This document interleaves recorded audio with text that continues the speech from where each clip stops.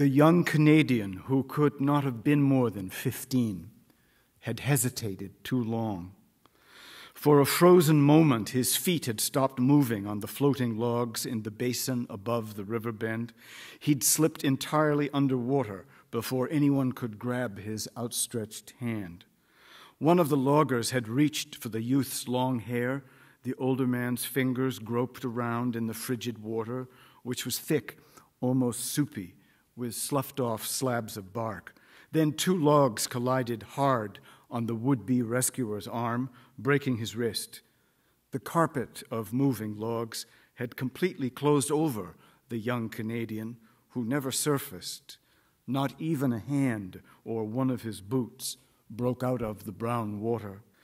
From the riverbank, where the cook and his 12-year-old son could hear the cursing of the logger whose wrist had been broken, it was immediately apparent that someone was in more serious trouble than the would-be rescuer, who'd freed his injured arm and had managed to regain his footing on the flowing logs. His fellow river drivers ignored him. They moved with small, rapid steps toward shore, calling out the lost boy's name. The loggers ceaselessly prodded with their pike poles, directing the floating logs ahead of them. The rivermen were, for the most part, picking the safest way ashore, but to the cook's hopeful son, it seemed that they might have been trying to create a gap of sufficient width for the young Canadian to emerge. In truth, there were now only intermittent gaps between the logs. The boy who'd told them his name was Angel Pope from Toronto was that quickly gone.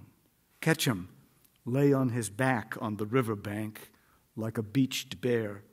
The moving mass of logs flowed past him. It appeared as if the log drive were a life raft, and the loggers who were still out on the river seemed like castaways at sea, except that the sea, from one moment to the next, turned from greenish-brown to bluish-black. The water in Twisted River was richly dyed with tannins. "Shit, Angel!" Ketchum shouted from his back. "I said move your feet, Angel! You have to keep moving your feet! Oh, shit!"